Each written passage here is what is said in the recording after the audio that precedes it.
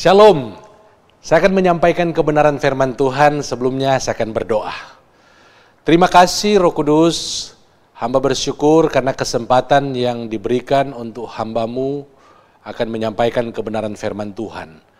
Untuk itu, kenakanlah hamba-Mu sebagai pakaian-Mu, ya Roh Kudus, agar apa yang menjadi kehendak Bapa di sorga, yang akan hamba sampaikan kepada umat-Mu. Dalam nama Yesus, hamba sudah berdoa.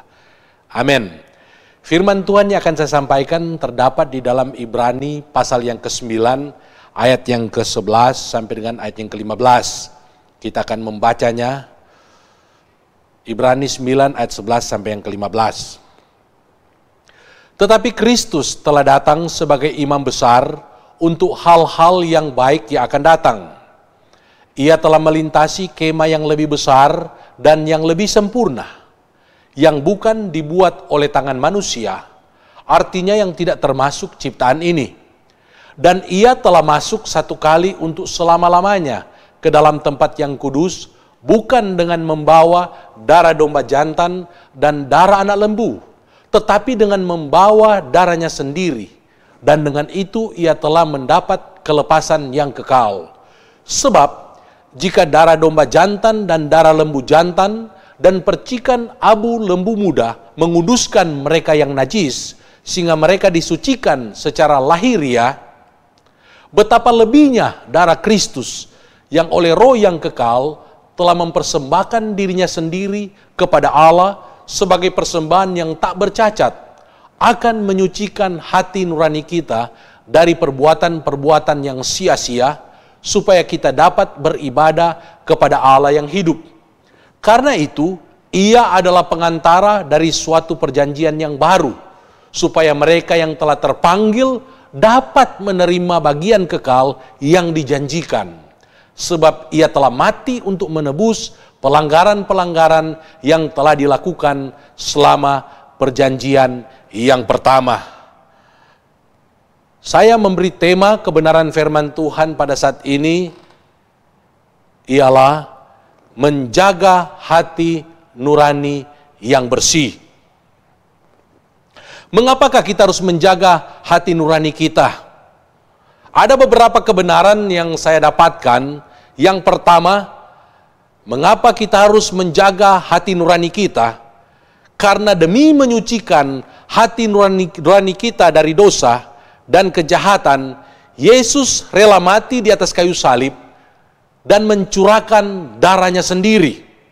Dalam ayat yang ke-14, Ibrani pasal yang ke-9, firman Allah berkata, betapa lebihnya darah Kristus yang oleh Roh yang kekal telah mempersembahkan dirinya sendiri kepada Allah sebagai persembahan yang tak bercacat, akan menyucikan hati nurani kita dari perbuatan-perbuatan yang sia-sia, supaya kita dapat beribadah kepada Allah. Untuk memahami ayat firman Tuhan ini atau kebenaran ini, saya mengajak kita untuk melihat proses pelayanan para imam dalam bait suci. Di dalam bait suci terdapat beberapa ruangan, yaitu yang pertama adalah tempat yang kudus. Kemudian yang kedua adalah tempat yang maha kudus. Dan saya mengutip dari komentar John Wycliffe. Dia mengatakan para imam suku Lewi, mereka melayani di tempat kudus setiap hari. Mereka tidak diperbolehkan untuk melewati tabir. Tabir itu adalah yang membatasi tempat kudus dengan ruang maha kudus. Jadi imam-imam dari suku Lewi, mereka tidak boleh melewati tabir untuk masuk ke dalam tempat yang maha kudus. Hanya imam besar yang terpilih yang dapat masuk ke dalam ruang maha kudus. Di dalam firman Tuhan yang kita dengarkan tadi, imam-imam suku Lewi yang setiap hari mereka mempersembahkan korban, itu dengan maksud untuk menyucikan tubuh, untuk menyucikan manusia lahiriah daripada bangsa Israel. Tetapi itu tidak bisa menyucikan hati manusia. Yang bisa menyucikan hati manusia itu adalah Tuhan Yesus sendiri. Karena Tuhan Yesus sendiri Dia telah mati di atas kayu salib. Dia adalah imam besar agung kita. Dia telah mengorbankan dirinya sendiri. Dia telah mati di atas kayu salib. Dia mencurahkan darahnya sendiri, bukan darah binatang, bukan darah domba. Seperti imam besar, kalau dia akan masuk ke dalam ruang Maha Kudus, dia harus mempersembahkan yang namanya domba atau lembu jantan untuk dosanya sendiri dan untuk keluarganya. Itu bisa kita lihat dalam Imamat pasal yang ke-16 ayat yang ke-11. Kemudian ia harus menyembelih domba jantan sebagai korban penghapus dosa bagi bangsa Israel. Kemudian juga imam besar ini, dia harus meletakkan tangannya atas kepala kambing jantan dan menanggungkan dosa umat Allah ke atas kambing tersebut dan melepaskannya ke padang gurun. Itu di dalam ayat yang ke-21. Tidak demikian dengan Yesus. Yesus, dia bukan mempersembahkan binatang, tetapi dia mempersembahkan dirinya sendiri. Dan firman Allah berkata, darah Kristus itu yang dia persembahkan kepada Allah, itu sebagai persembahan yang tak bercacat. Itulah yang menyucikan hati nurani mereka yang percaya kepadanya. Coba kita bayangkan, jika Yesus tidak berkorban, dia tidak mati di atas kayu salib, betapa menderitanya umat Allah, baik bangsa Israel maupun kita yang percaya kepada Allah. Karena kalau saudara melihat di dalam pelayanan keimaman, hanya setahun sekali imam besar dia melakukan satu ritual. Dia mengorbankan yang namanya lembu jantan untuk dirinya sendiri, kemudian domba jantan untuk bangsa Israel, dan akhirnya bangsa Israel bisa diampuni. Itu dilakukan hanya sekali dalam setahun, yaitu pada waktu hari raya pendamaian. Hari raya pendamaian, sehingga dosa daripada bangsa Israel bisa diampuni. Padahal kita tahu dalam kalender Israel ada 354 hari. Jadi bayangkan betapa menderitanya bangsa ini. Karena setelah mereka diampuni, imam besar mengampuni mereka, Tuhan mengampuni mereka, dan imam besar memberitahukan kepada mereka. Dan besoknya mereka hidup dalam dosa, melanggar Taurat Tuhan. Firman Allah berkata, terkutuklah orang yang tidak taat melakukan hukum Taurat. Betapa menderitanya mereka. Ketika saya mempersiapkan kebenaran firman Tuhan ini, saya baru disadarkan mengapa ada begitu banyak orang yang hidup di dalam dosa pada waktu Yesus datang 2000 tahun yang lalu. Mereka hidup di dalam kejahatan. Mereka hidup dengan berbagai penyakit yang melekat dalam tubuh mereka. Ada yang sakit kusta, ada yang pendarahan. Mereka dirasuk setan, mereka dibelenggu oleh iblis. Dimanapun Yesus berada, ada orang-orang yang kerasukan setan. Ada orang yang dibelenggu oleh setan, ada yang dibelenggu oleh legion. Begitu banyak setan yang mengikat dia. Mereka sangat menderita. Untuk itu mereka mengikuti Yesus, karena mereka menaruh harapan hanya kepada Yesus. Sebab harapan mereka untuk mereka diampuni itu hanya diberikan pada hari pendamaian. Dan kalau mereka datang kepada ahli Taurat dan orang Farisi, kita tahu ahli Taurat dan orang Farisi, mereka justru menghakimi orang-orang yang membutuhkan pertolongan. Untuk itu mereka mencari Yesus. Kita bersyukur kepada Tuhan.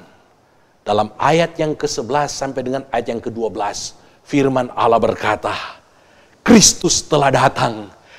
Kristus telah datang sebagai imam besar untuk hal-hal yang baik yang akan datang. Ia telah melintasi kemah yang lebih besar dan yang lebih sempurna. Ia telah masuk satu kali untuk selama-lamanya ke dalam tempat yang kudus. Bukan dengan membawa darah domba jantan dan darah anak lembu, tetapi dengan membawa darahnya sendiri. Dia sudah berkorban di atas kayu salib, sehingga dia telah menanggung dosa umat manusia. Untuk itu, kita harus mensyukuri apa yang dilakukan oleh Tuhan Yesus ini. Dia telah mempersembahkan hidupnya. Dia telah mencurahkan darahnya demi keselamatan kita, agar supaya kita bisa memiliki hati nurani yang bersih. Agar supaya hati kita yang kotor, hati kita yang jahat disucikan oleh Tuhan Yesus. Untuk itu kita perlu bersyukur. Dan kita menjaga hati kita yang sudah disucikan oleh Tuhan Yesus Kristus. Itu kebenaran yang pertama. Kebenaran yang kedua, mengapa kita harus menjaga hati nurani kita? Karena jika hati nurani kita bersih, maka kita dapat beribadah kepada Allah yang hidup. Jika hati nurani kita bersih, maka kita dapat beribadah kepada Allah yang hidup. Ibrani pasal yang ke-9, ayat yang ke-14, bagian yang terakhir. Kebenaran ini sangat penting untuk kita lakukan. Sebab jika tidak demikian, jika kita tidak menjaga hati nurani kita, maka semua ibadah kita tidak akan berkenan kepada Allah. Ibadah yang saya maksudkan di sini bukan hanya ibadah ritual kita. Pada waktu hari Minggu kita beribadah bersama-sama, atau pada waktu kita mengikuti oikos, komsel, mengikuti KKR. Ibadah yang diajarkan oleh Alkitab lebih luas lagi. Yakobus pasal yang pertama ayat yang ke-27 berkata, ibadah yang murni dan yang tak bercacat di hadapan Allah Bapa kita ialah mengunjungi yatim piatu dan janda-janda dalam kesusahan mereka, dan menjaga supaya dirinya sendiri tidak dicemarkan oleh dunia. Artinya, ibadah itu adalah seluruh kehidupan kita, baik yang kita katakan dan yang kita perbuat, termasuk pemberian-pemberian bantuan kepada sesama yang membutuhkan. Ini merupakan ibadah kita. Bahkan dikatakan ibadah yang murni. Jika hati kita tidak bersih, maka semua yang kita lakukan dalam seluruh kehidupan kita yang adalah ibadah, maka itu tidak akan berkenan kepada Allah. Mengapa kita harus menjaga hati nurani kita? Supaya kita dapat beribadah kepada Allah yang hidup. Supaya Allah berkenan atas semua yang kita lakukan. Mazmur 24 ayat yang ketiga berkata, siapakah yang boleh naik ke atas gunung Tuhan? Siapakah yang boleh berdiri di tempatnya yang kudus? Dalam ayat yang keempat, firman Tuhan berkata, orang yang bersih tangannya dan yang murni hatinya. Hanya orang-orang yang murni hatinya, yang ibadahnya akan diterima oleh Tuhan. Allah mau bersama-sama dengan dia. Allah mau tinggal di dalam dia. Allah mau menyertai dia. Dan segala sesuatu yang dia lakukan sebagai ibadah, Allah akan berkenan atas semua yang dia lakukan. Saudara-saudara yang saya kasih dalam Tuhan Yesus Kristus, jikalau kita memperhatikan di dalam Alkitab, hal yang mendasar mengapa ahli Taurat dan Farisi sangat membenci Yesus. Mereka sangat membenci Yesus karena mereka lebih menjaga kesucian lahiriah mereka. Sementara Tuhan Yesus, dia menekankan tentang kesucian hati.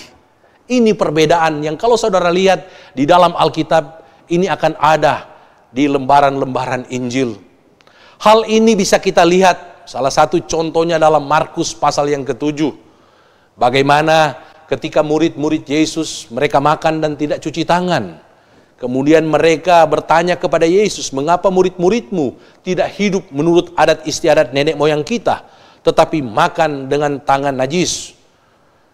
Yesus berkata kepada mereka dengan mengutip nubuat daripada Yesaya, bahwa bangsa ini memuliakan aku dengan bibirnya, padahal hatinya jauh daripadaku. Percuma mereka beribadah kepadaku, sedangkan ajaran yang mereka ajarkan ialah perintah manusia. Tentu ini dimaksudkan juga kepada ahli Taurat dan orang Farisi yang bertanya kepada dia. Karena kita tahu dalam ajaran daripada orang Yahudi ada 613 peraturan yang dirancang sebagai pedoman bagi setiap aspek kehidupan. Dan ke-613 peraturan ini yang salah satu di antaranya ialah harus mencuci tangan. Kemudian kalau ada di antara mereka yang seharusnya dana-dana itu diberikan kepada orang tua mereka untuk memenuhi kebutuhan orang tua mereka, tetapi dana itu sudah dipersembahkan di bait Allah, dipersembahkan kepada imam-imam, maka orang itu akan dibebaskan untuk tidak lagi memenuhi kebutuhan daripada kedua orang tua mereka. Sehingga Yesus mengecam mereka bahwa firman Allah mereka tiadakan demi adat istiadat mereka. Yesus berkata bahwa yang paling penting dalam kehidupan kita adalah menjaga hati ini. Sebab semua perkataan dan perbuatan kita adalah apa yang telah kita simpan di dalam hati kita. Dan itu akan terwujud dalam tindakan kita, dalam perkataan kita. Untuk itu dalam ayat yang ke-21 Markus pasal yang ke-7 dia berkata, sebab dari dalam, dari hati orang timbul segala pikiran jahat, percabulan, pencurian, pembunuhan, perzinahan, keserakahan, kejahatan, kelicikan, hawa nafsu, iri hati, hujat, kesombongan, kebebalan. Semua hal-hal jahat ini timbul dari dalam dan menajiskan orang.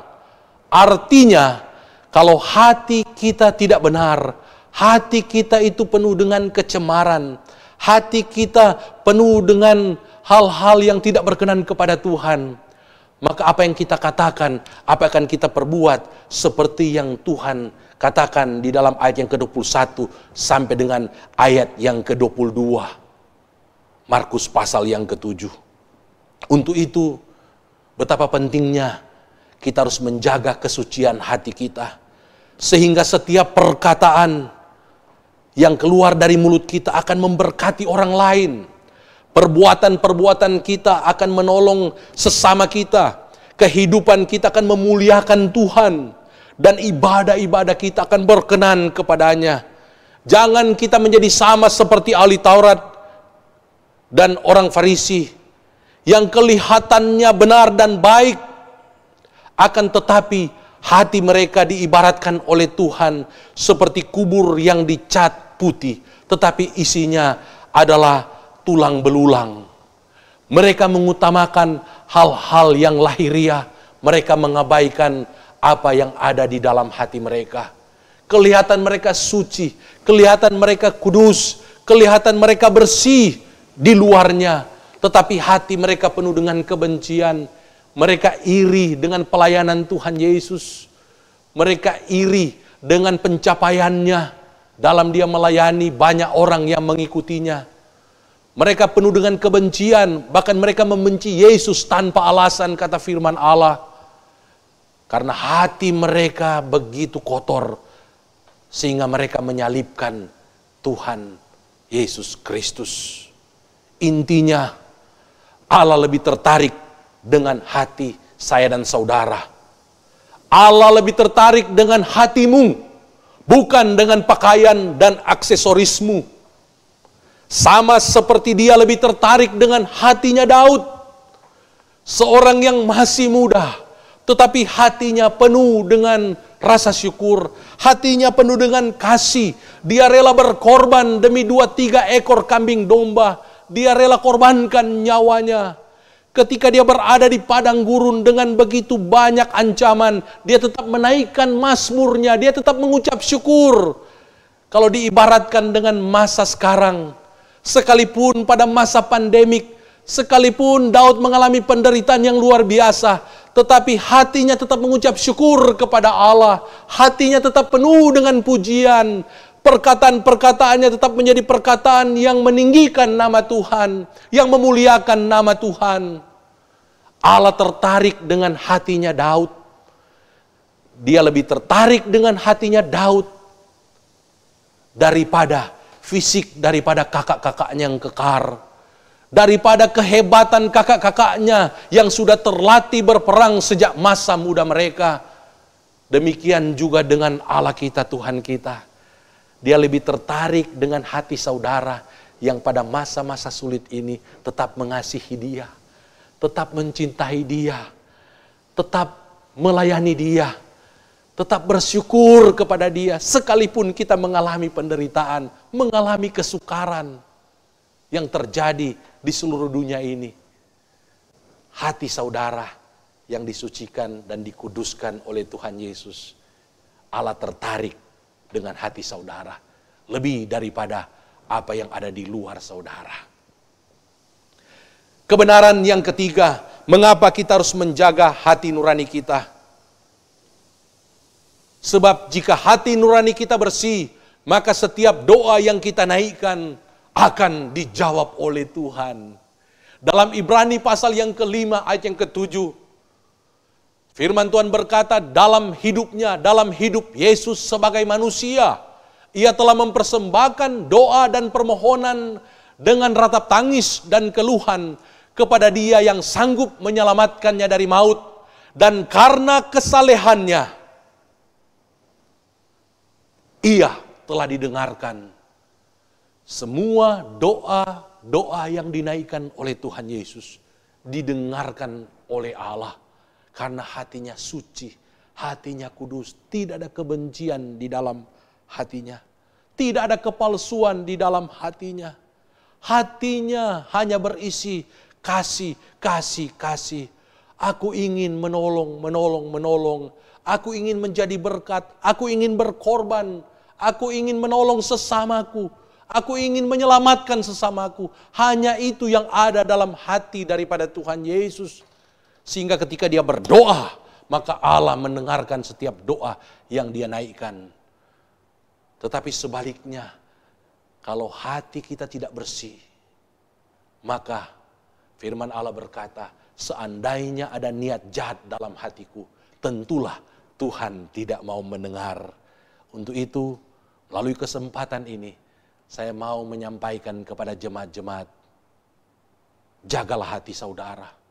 Karena kalau hati saudara bersih, Allah akan menjawab doa-doamu. Allah akan mendengarkan doa-doamu. Kita sampai kepada satu pertanyaan. Bagaimana caranya kita menjaga hati nurani kita agar tetap bersih? Yang pertama, mari setiap hari kita membaca dan merenungkan dan melakukan firman Tuhan. Baca firman Tuhan setiap hari. Jangan jemu-jemu membaca firman Tuhan. Kemudian yang kedua, mari kita membangun mezbah Tuhan. Kita memiliki saat teduh. Karena saat teduh ini adalah saat di mana kita dapat mengakui kepada Tuhan setiap perkataan-perkataan kita, pikiran-pikiran kita, perbuatan-perbuatan kita yang tidak sesuai dengan firman Allah yang telah kita katakan, pikirkan dan perbuat, kita bisa akui itu di hadapan Tuhan supaya Tuhan membersihkannya, supaya hati kita dibersihkan. Dan setelah itu, mari kita memperbaiki setiap perkataan kita, setiap pikiran dan perbuatan kita. Di media sosial, saudara bisa melihat bagaimana kebenaran ini diselewengkan. Mereka menyalahgunakan kemerdekaan mereka. Mereka sudah diselamatkan, tetapi perkataan-perkataan mereka tidak mencerminkan juru selamat mereka. Memaki, menghina, menghakimi, menjatuhkan orang lain, menyalahkan orang lain, mengkambing hitamkan orang lain. Itu tidak pantas ada di status-status anak-anak Tuhan. Itu tidak pantas ada di dalam kehidupan kita semua yang mendengarkan kebenaran firman Tuhan ini. Tetapi ada kasih karunia, ada anugerah buat saudara. Pada waktu kita saat teduh, itu dibersihkan, kita akui dan kita perbaiki. Supaya hati kita tetap bersih. Supaya kita tetap berkenan kepada Tuhan. Kemudian yang ketiga, kita harus lebih banyak memikirkan segala sesuatu yang baik dan benar. Seperti yang firman Tuhan katakan di dalam Filipi 4 ayat yang ke-8.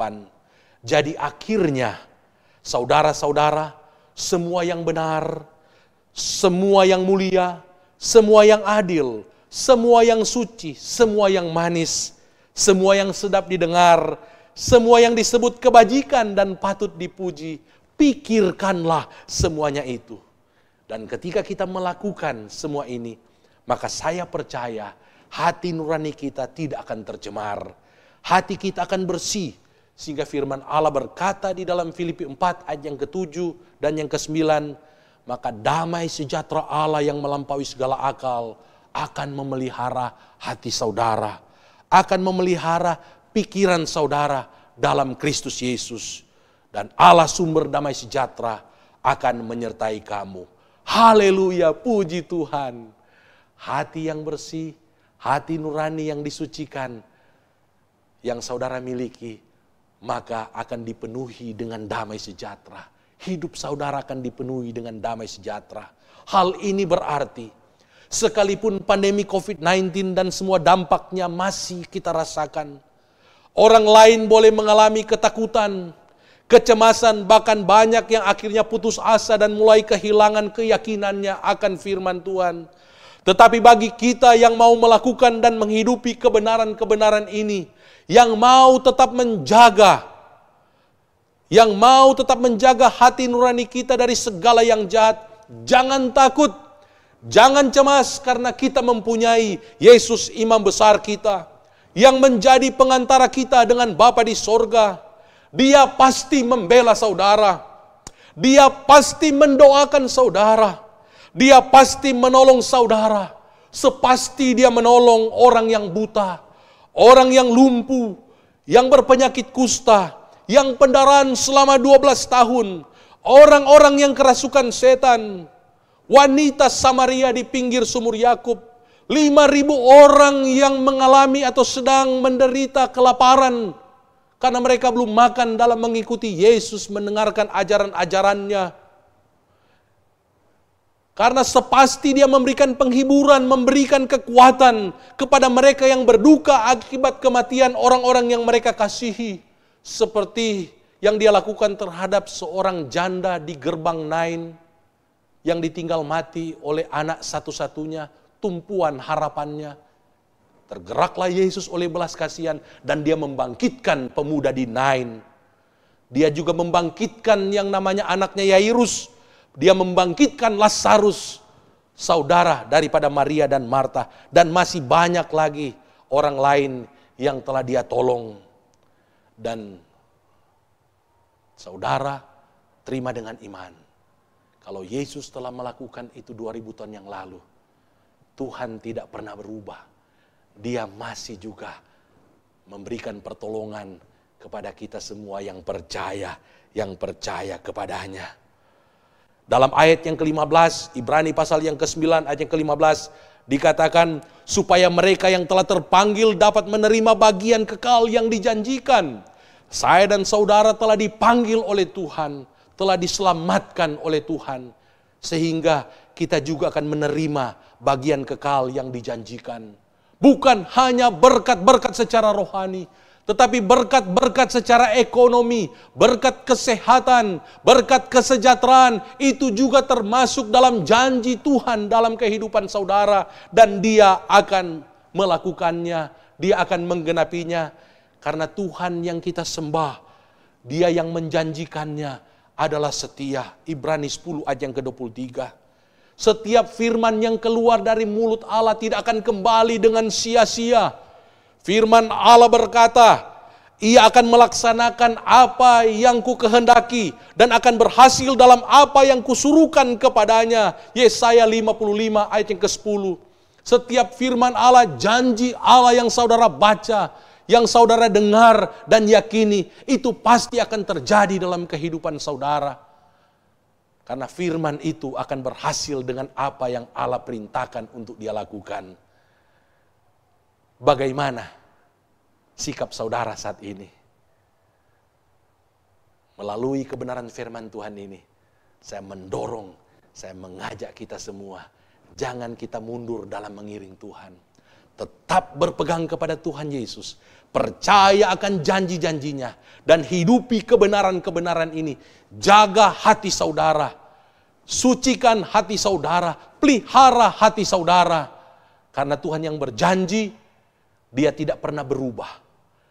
Firman Allah berkata, di dalam Ibrani 13 ayat yang ke-8, Yesus Kristus tetap sama, baik kemarin maupun hari ini, dan sampai selama-lamanya.